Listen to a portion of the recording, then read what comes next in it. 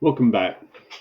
Um, I want to spend a few minutes. I'm introducing the syllabus and I want to go over some new policies.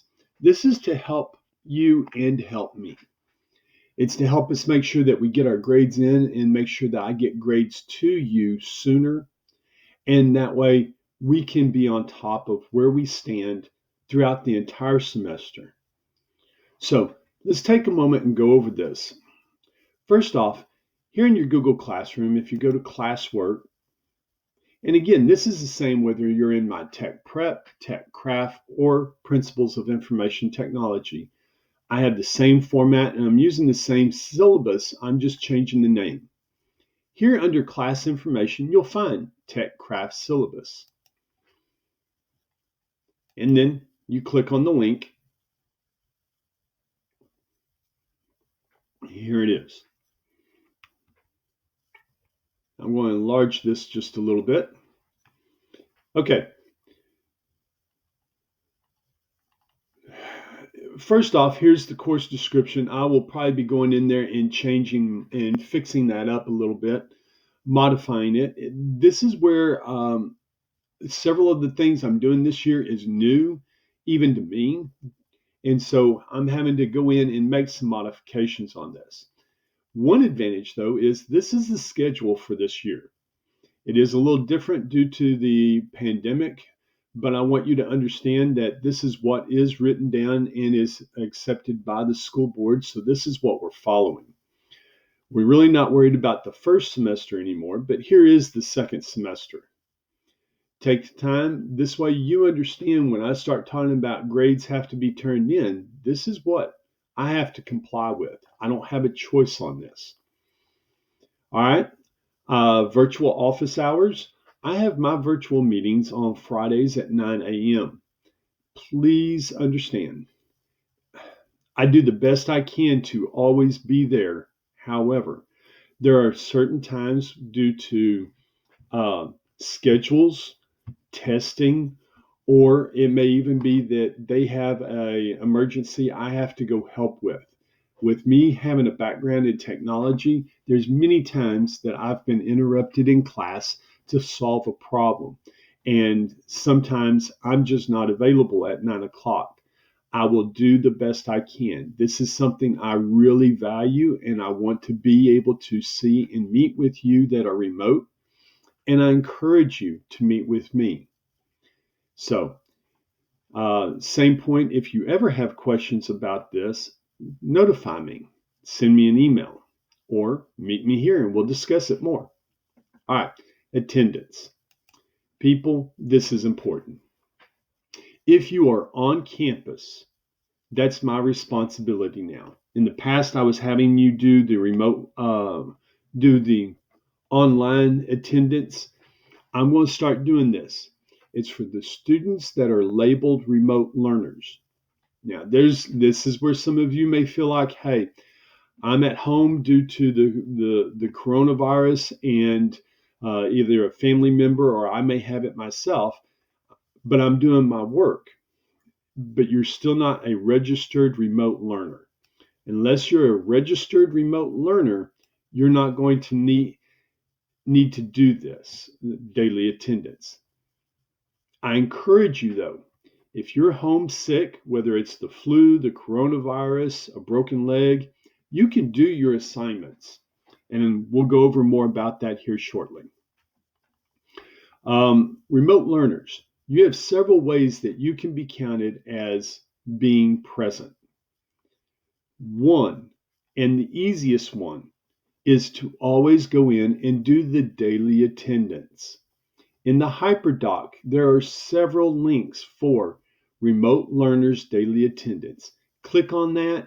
There's like 2 or 3 questions to answer and you're done. It's super simple. You can do it on a phone, a tablet, a computer. You just have to have internet. It's just very, very important. You must do that every day.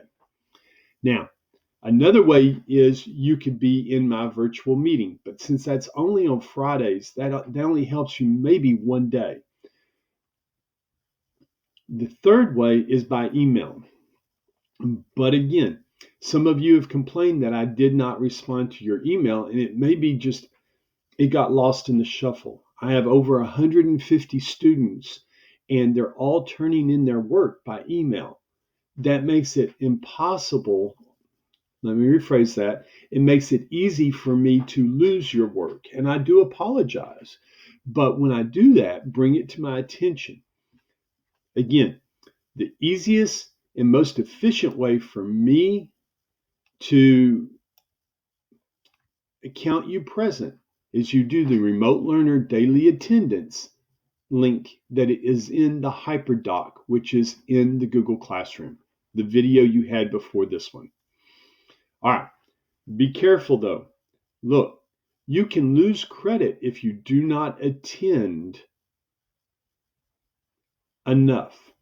Even though you may have 100%, you've got all A's, but you've missed so many days, you may lose credit. So make sure you take the time and follow through with this. Grading policy. This is a big change, people. I do this because I've had too many students abuse this system, and it's not fair to those that follow through. Grades will be posted with a 0 to 100. Any grade below a 70 is failing. Passing grades are 70 to 100. Students who have failing grades may be required to attend mandatory tutoring so I can provide the support necessary for you to get your grades up. Students may retake quizzes and tests. And in order to earn a grade by doing a retake, your first test and the retake will be averaged. So pay attention, people. Do it right the first time. I've got students wanting to retest 3-4 times, and it's not fair to me, it's not fair to you.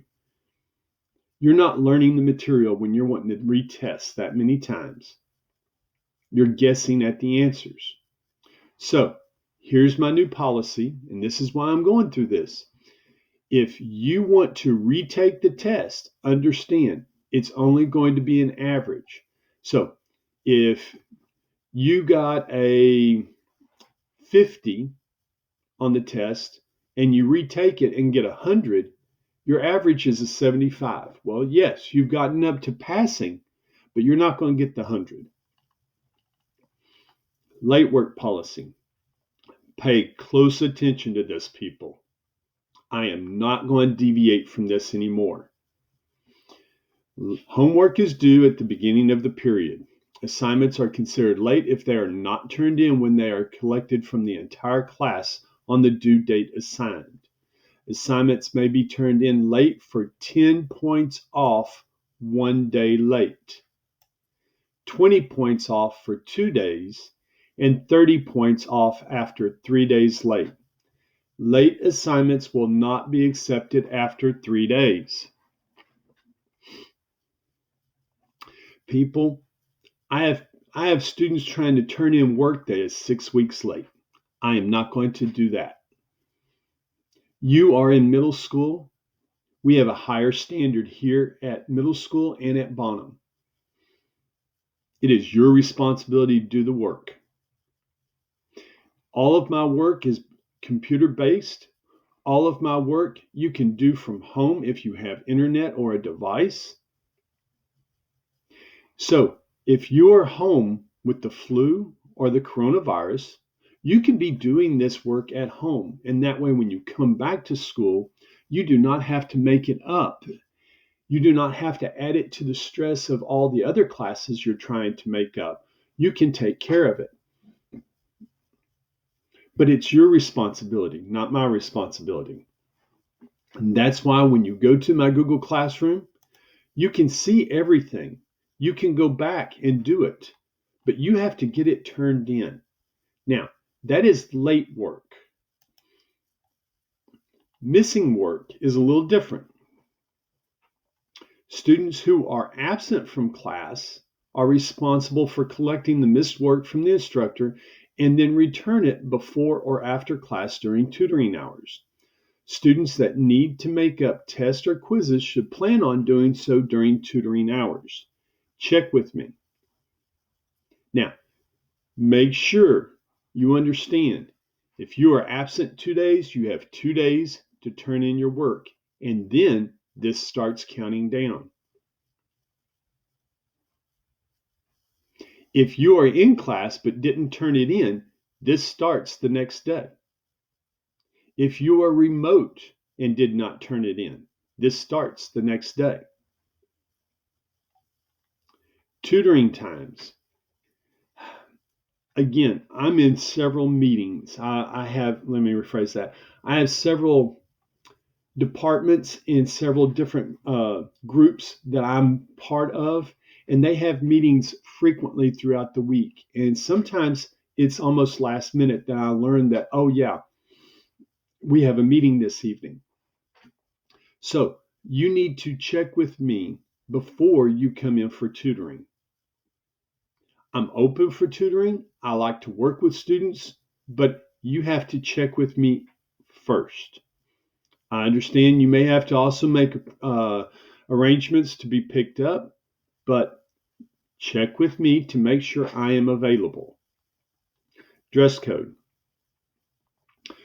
I do not deviate from this. I follow the school district and the campus dress code.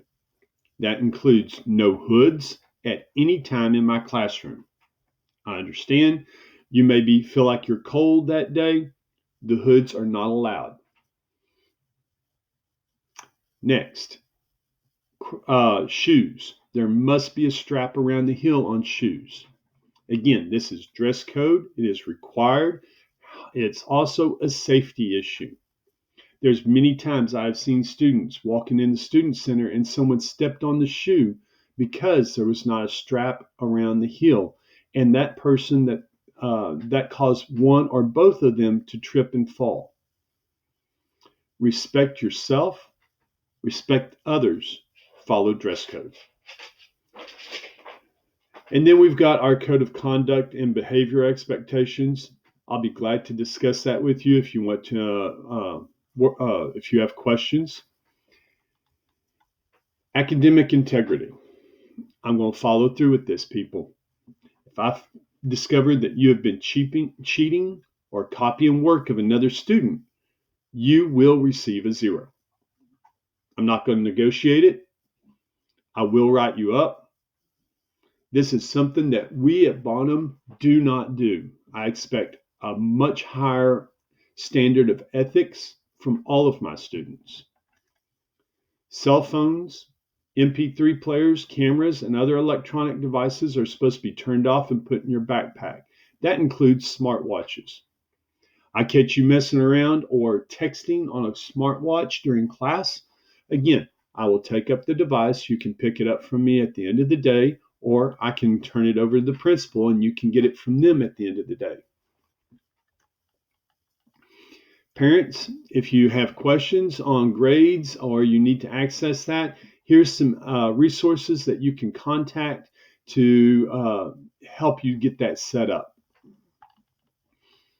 And then here's the letter I will be sending out to parents, or I will have a Google form. I'm working on that right now, trying to get that fixed up.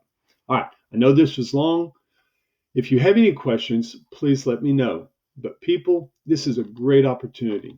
We have a new start of a semester. We've got new opportunities. Let's take advantage of that and make the most of it.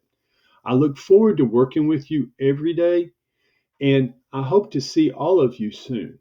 Take care. If you have questions, please let me know.